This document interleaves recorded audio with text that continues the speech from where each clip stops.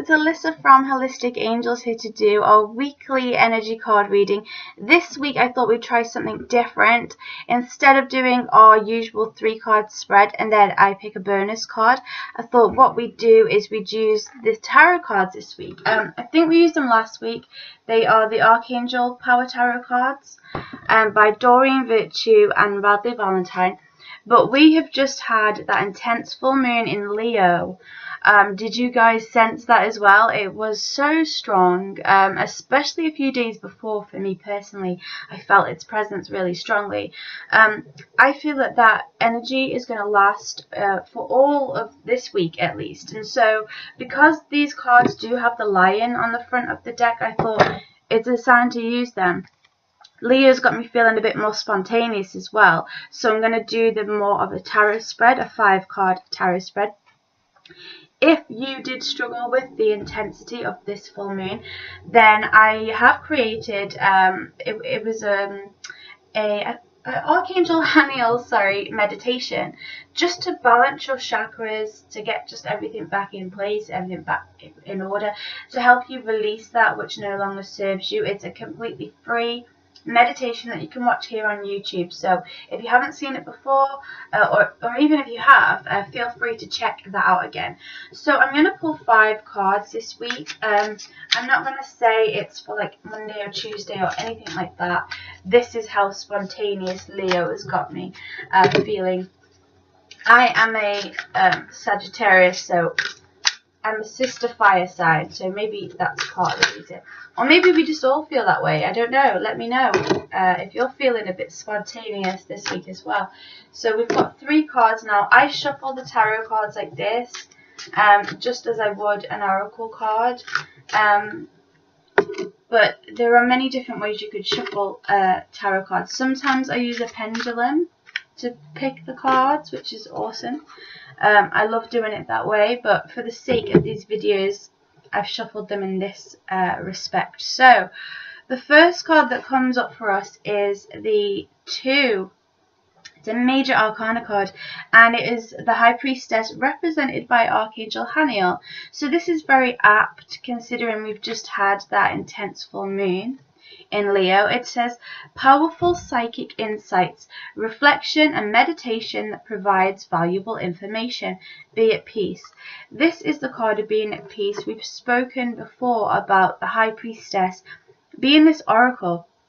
She's sometimes depicted with the book of knowledge in her hand, so she knows all, but she is more introverted. She doesn't share everything all at once. She waits for people to come to her for advice, for guidance and assistance. You'll notice in this card and in many other tarot decks that have the High Priestess that she is sat between these 2 pillars. These 2 pillars represent the constructs of our reality, which in this reality is a dualistic reality. Once we leave this body and go back to source, we become non-dualistic, but whilst we're here, we are in between these polarized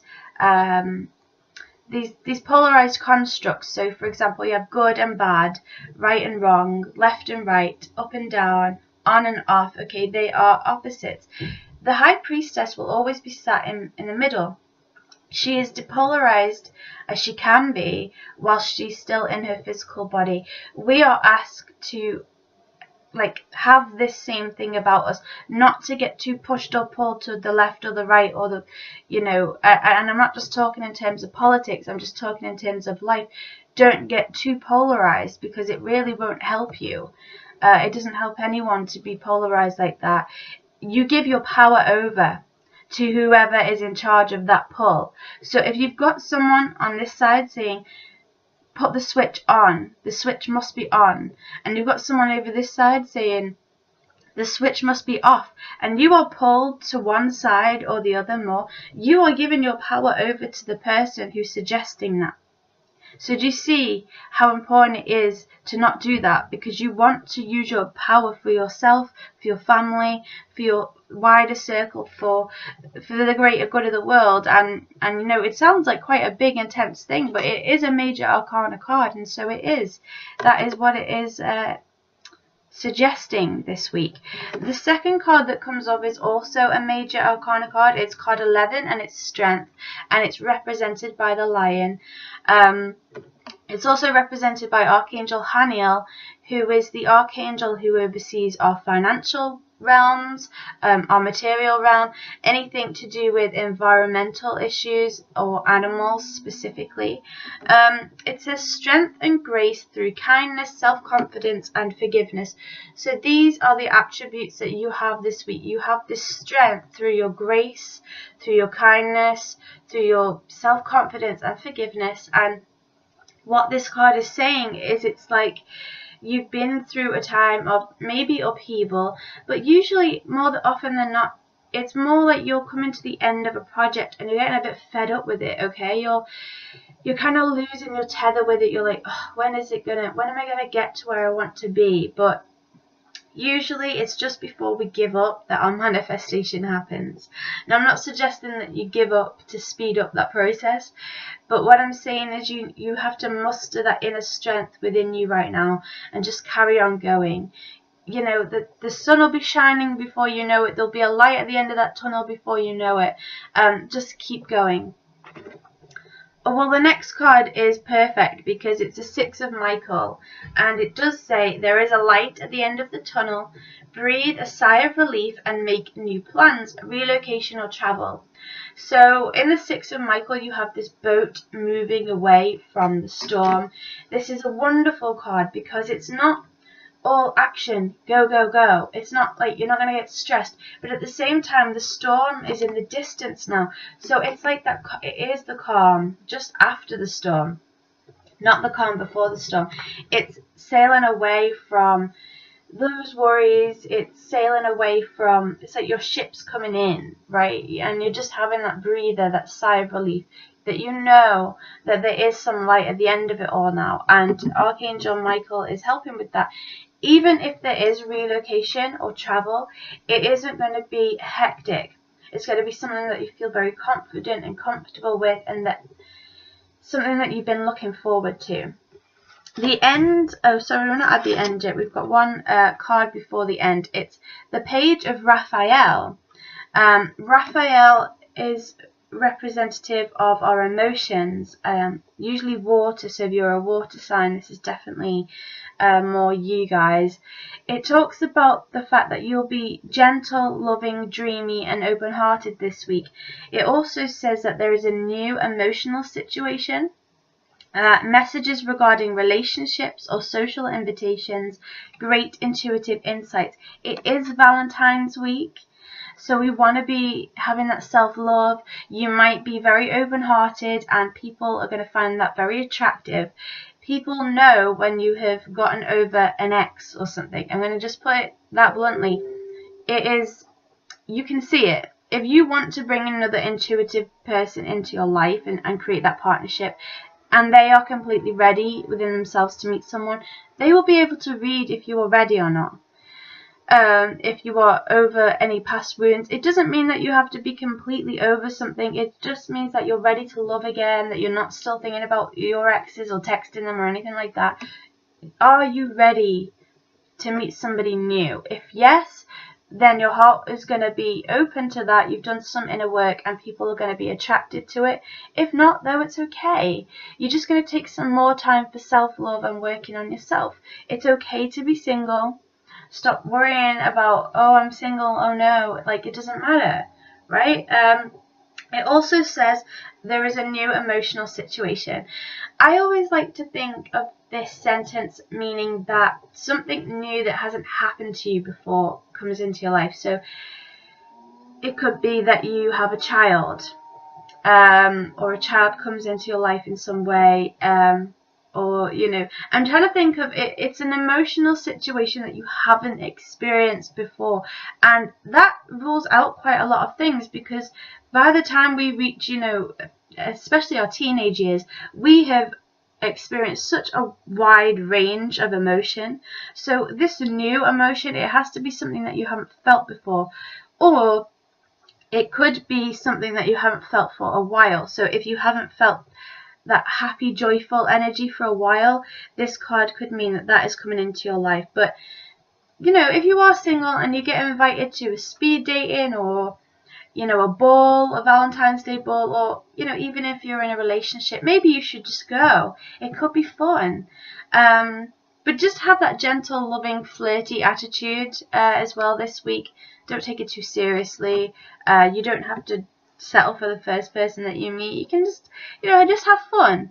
The end of the week, though, which I'm saying is the end of the week because it's the last card, is the Knight of Gabriel. Knights almost always represent messages, so faxes, telephone calls, emails, social media messages. Did I just say fax? Like, I don't think I've used fax for a while, but it could come through, you know, whatever way. Gabriel we've spoken about as being one of the loudest angels. This is because in ancient texts, in more than one religion, she or he is the angel that usually tells a prophet what is about to happen, or you know, just guides people on what is going on, right? Because of this, Gabriel may be helping you receive messages more clearly, but it could also be an indication that you need to speak out. You need to be louder. This card is talking about confidence, being enthusiastic, courageous, charismatic. It says it's time to take action, great passion for a cause, instinctively knowing what to do. This could be spiritual activism. You can be a spiritual person and an activist, except the way you're coming from activism may be slightly different. It never really comes from anger, is what I'm trying to say. When you are an activist and you're spiritual, it doesn't come from self-blaming or blaming other people. It doesn't come from this deep, deep hatred or anger. It doesn't come from that. You may have the same cause as a person stood next to you, but your reasons for wanting to help are very different. If your reasons wanting to help because you're angry, it might be time to just check in with yourself and say, you know, like the beginning of the week, get depolarized. Like, seriously, don't let that anger eat you up. I mean, we all get angry, yes, but there's ways of channeling that anger, there's ways of dealing with that anger, there's ways of you know, going forward with that. And spiritual activism just really comes from a deep place of knowing that something needs to change, wanting something to change. You know, you might be signing petitions, but see how the beginning of this spread and the end are totally different. The start of this spread, we have been asked to be quiet, to be introverted, and to really mull over our decisions and not be very loud. By the end of this spread, it's the complete opposite. We are asked to stand our ground. So it's almost like this week, think before you speak, really. That is a simple message, but it's think before you speak, and look at what's going on in your own backyard, right? Before you jump on any bandwagons or anything like that. Who's behind different things? You know, you're questioning. The High Priestess questions a bit more before she gets on board. So it could be that somebody asks you to get on board with a passion of theirs, with a petition, with some kind of thing, and you're like, you probably will go for it at the end of the week, but it's just saying that you need some time to think about it if it's going to be in your best interests. And in terms of the rest of the spread, just keep doing what you're doing. Don't give up. You're moving away from a harsh situation, so there is light at the end of the tunnel. That's great news. And just open your heart. Allow yourself to have some fun. Be a bit more flirty. Like, don't be so serious all the time, especially in your spiritual practice, in your spiritual life. Life is meant to be fun. So yes, do this deep inner work, but please, please, please this week have some like fun, banter. Have a little bit of a flirt. If you've got a partner, then, you know, have some fun with them. Choose to shake things up a bit, you know. Don't be mundane this week. I think that's the message as well. So I hope that you guys have enjoyed this reading. Yes, so the readings will be changing. I'm going to be doing video readings instead of emailed readings. I did say that I was going to stop doing the readings altogether, and then the angels kind of changed my mind about that, but they're not going to be emailed readings anymore because I'm currently writing a book and I need the writing time for the writing time. So I feel more drawn to be doing video readings with you guys, which will be done on YouTube. But don't worry, nobody will see them. It's a private link. So I film it, I upload it, I send you the private link. You're the only person that can see it, the video that is, of your reading. And yeah, so I'm going to be changing the website up this week to give you guys all that information. Don't forget to check out that free meditation for the full moon. So I hope you enjoyed the reading, like I say, and I'll speak to you next week. Have a great week. Lots of love, Alyssa.